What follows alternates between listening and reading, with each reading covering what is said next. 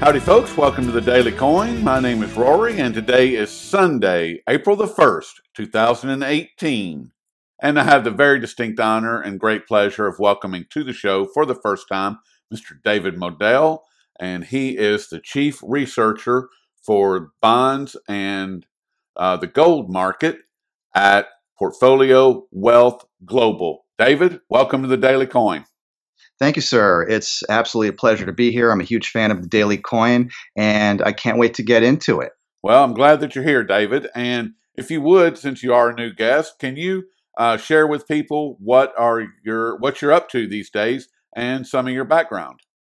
Absolutely. Thank you for asking. Yeah, I'm the chief researcher for bonds and gold over at Portfolio Wealth Global, and I am so proud to be over there now. For a couple of years, I've been approached by a number of newsletter companies, but I'm with Portfolio Wealth Global because it's a free financial newsletter, and I love that because I can share my research with people no matter what their net worth is, what they're looking to do.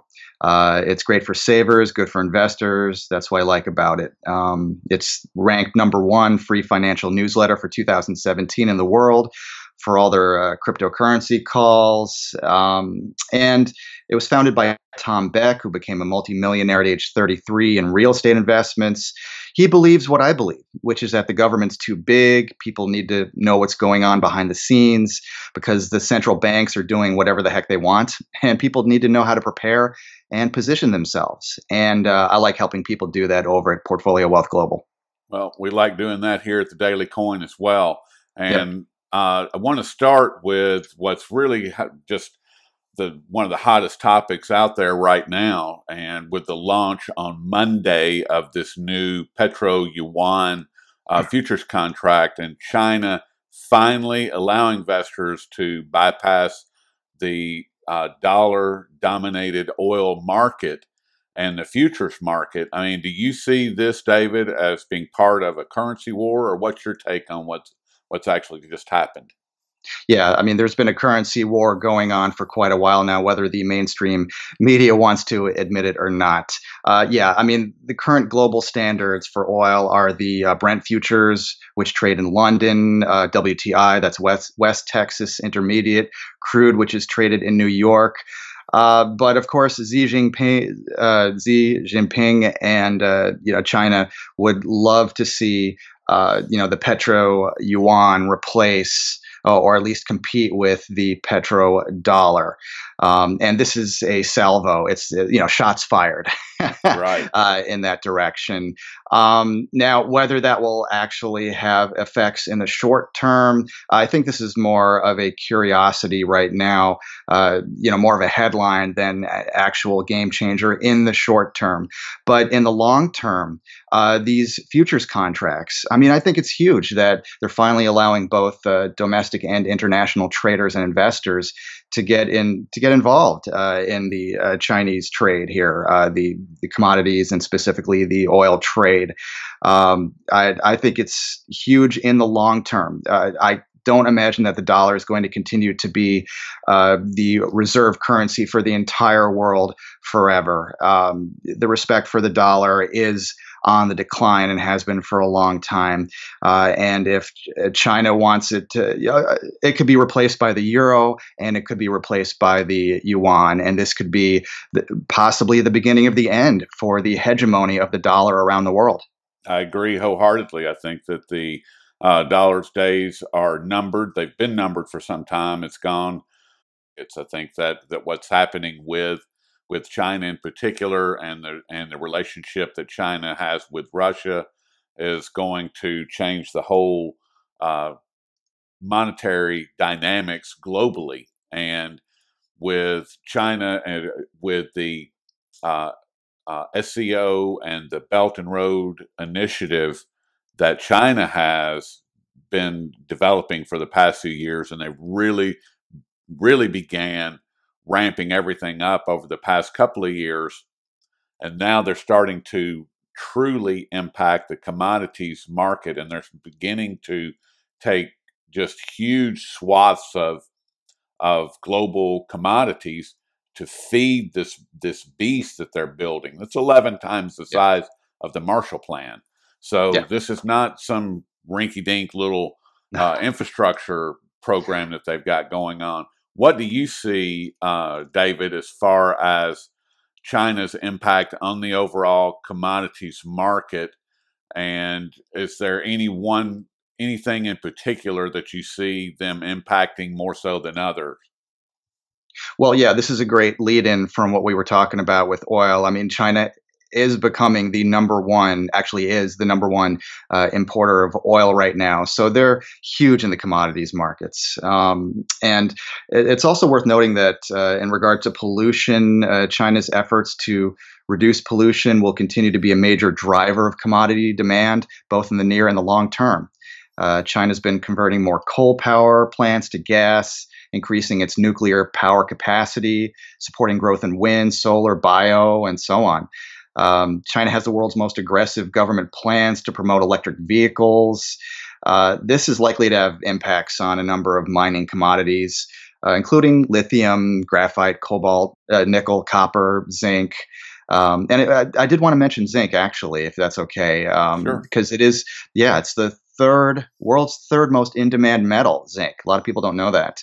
It's attracting big names and seed funds from the smartest people in the industry. Goldman Sachs has a heavy interest in zinc as a commodity, and Keith Neumeyer. I'm sure you're quite well, you know a lot about Keith. He is Mr. Silver, as they say. Yep. He's a major shareholder in a zinc company, which actually recently acquired a world class deposit. Zinc is needed in China the most, which consumes around 50% of the global supply. That's pretty huge. They use it for megacities, roads, bridges, cars. There's no alternative to zinc. And I believe there's going to be a shortage. There is a shortage. I think it's going to get worse. So when it comes to zinc, China is going to need an incredible amount for their $2 trillion infrastructure plan. And I mean, Chinese and Indian cars are outdated. New vehicles are being sold for their emerging middle class, and they're going to need zinc. As well as for agricultural uses. The demand keeps growing at 2 to 3% annual rate.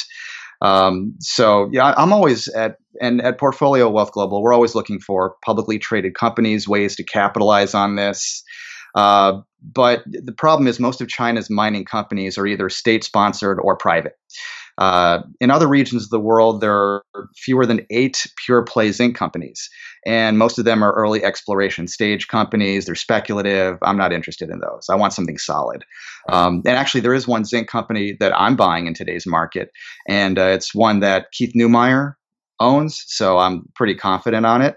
If you want me to give you the name, it's Zinc One Resources. Yep. They own 2 projects in Peru, my favorite South American jurisdiction, because its mining economy is really well developed and they respect the miners over there in Peru. It's world class, high grade, Peru mining friendly. I like that. And actually, Tom Beck from Portfolio Wealth Global has written a report on this. If Mhm. your listeners would be interested, it's at portfoliowealthglobal.com/zinc riches. If people want to check that out, I think they'd really be interested in the information and the research there. Yeah, you mentioned Keith Neumeyer, who I've interviewed several times, David, as part of the whole First Majestic, and he has the Mm, first mining, uh, mineral bank as well. And James Walchuk over at Zinc One, I've interviewed him as well. So yep. it's all of that's all tied together, and the commodities market, like you said, it's all moving in China's direction, and it's all because of this Belt and Road Initiative. Yeah, I see the commodities as being something that will continue to grow over the next few years. And you mentioned the solar projects that China and India are both involved in, and Morocco is involved in. And these are Hmm. massive silver play projects because of the number of households that are involved is somewhere around, believe it or not, it's north of 500 million homes that will be impacted by 2020, 2021 at the very latest. Yeah. And that's between China and India alone. And Morocco, with a much smaller, just over a million homes, they're connecting. by solar power. So the commodities market looks pretty healthy over the next few years. And I wanted to ask you about the gold and silver market. I know that Mhm. you are the chief researcher for the gold markets over at Portfolio Wealth Global. And how do you see this 80 to 1 gold silver ratio, which this is something that rarely happens, David, as I'm That's right. sure you're well aware. Yeah. But it seems that silver always rallies after uh, once this ratio is hit. What do you see for the remainder of the year as far as the gold and the silver markets? Absolutely. People watch the gold price, which is in the 1300s now. We've got silver in the 16s. And what people also should watch, and I'm glad you pointed that out, is the gold silver ratio, which is in the low 80s right now. And it reached actually the 82 level, which has only happened 4 times since 1971 when Nixon took us off the gold standard there into a fiat system, which is fortunate or unfortunate, depending on who you ask. um, yeah. Now, in terms of purchasing power, I would say holding gold and silver over currencies has absolutely been the best option. So I'm a huge fan of gold and silver. They're really the ideal safe haven asset and the ultimate form of money, I would say. Just a little background, the highest gold price was back in 2011, around 1900. And yes, we've had a challenging bear market uh, from then until around 2016. And finally, we're starting to see long term holders are starting to see some relief. And when you see the gold silver ratio in the low 80s, as you mentioned, it is a rare but potentially profitable thing because, yes, usually silver tends to outperform after it hits such an extreme level. I view silver kind of like gold's more volatile little brother, and it tends to make big moves. So, for those who prefer something that's a little more slow and steady wins the race, gold could be preferable. But silver is really a great thing to get into, and especially right now, not just as a hedge, but just as an investment. And in terms of seasonality, gold prices tend to rise in the last 3 months of the year. And I'm sure you're aware of this, Rory. And it tends to peak at the end of December, at Right. least seasonally speaking. And silver then tends to follow gold. So it's not a bad time of the year to just get in and hold the gold, as I like to say, and hold the silver as well. I mean, there's more than one way to get into this, to play gold and silver. Miners also. I mean, I love the gold. I love the physical stuff. Miners, which has been a difficult investment class. I won't lie to you. But we've been doing a lot of research, and when we see the trend starting to head higher for the miners, we'll definitely pull the trigger and we'll let people know about it. We've done it before. We've gotten five baggers before, and we could do it again. Tom Beck, who's been investing in gold since 1999, he wrote a report about gold. If your listeners would be interested in that one, many hedge fund managers have given it very high reviews. It's over at portfoliowealthglobal.com/gold playbook. That's gold playbook. And because, like I said, you want to get into gold, but you want to know how to do it. With the miners, if you don't know what you're doing, I'm sure you'll agree, you can either make a lot of money or you can lose a lot of money very quickly. And so research backed investment decisions are absolutely necessary. Yeah, I can't speak about investments because I don't have the appropriate credentials, but I Right. can assure you that I will take a look at this and see what you guys have put together. I have a lot of confidence in the reports that I've seen from you guys in the past, and I don't see this one being any different. And what do you think about the movement as far as the market itself in physical gold, as far as not physical gold, but as far as the charts are concerned, David? Do you see gold and silver moving to higher ground at this point? Do you see this bear market continuing? I mean, I know that the market kind of broke around December of 2015, and it's been moving higher, slightly higher over the past 2 years. Do you think that trend is going to continue over the next several years? Do you see new all-time highs coming in the future for gold and silver, or what is your more long-term outlook? Sure. Well, we can look at the charts and we can look at fundamentals as well. Again, I always feel hold gold as well as silver and other precious metals. And yes, you're right. We did finally start to see some relief at the end of 2015, early 2016. I see it going up from here. It won't happen overnight, but getting it's been stuck. It's been stuck in the 1300s. It's been range bound. But there's an old saying: the longer the base, the higher in space. I'm sure you know that one. I And like that. you like that? Okay, there you go. I've got a million of them, but yeah, it makes it easy to remember. But yeah, so it's been range bound for a while, but that's because the market needs to decide what not only what gold's going to do, but what central banks are going to do, what the government's going to do. And I'll tell you, bonds are no good. The US dollar is no good. And we could talk about those things. Stocks are risky. We've seen, yes, we had 2 years of calm, steady climbing in the markets throughout 2016, 2017. And now the markets are going haywire with 1 to 2% moves on a daily basis lately. People want something they can hold on to, literally, and just Yep. something they can have as a store of value. So I don't imagine that gold is going to stay in the 1300s for too much longer. Nothing stays range bound forever. I'd like to see it move. Probably into the 1600s in the next couple of years. I have very little doubt about that. Silver in the 18s, 19s, 20 perhaps in the next couple of years. Uh, those are, again, we cannot make predictions here, but that's what I would like to see.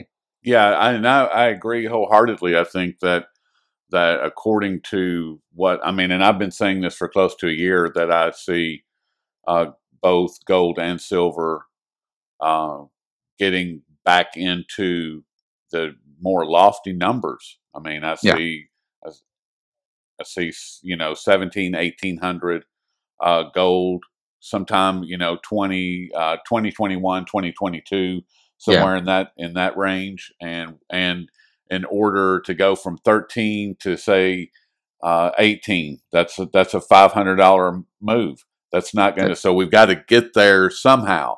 yeah, And I'm saying, the next 3 to 4 years. So you can do the math from there.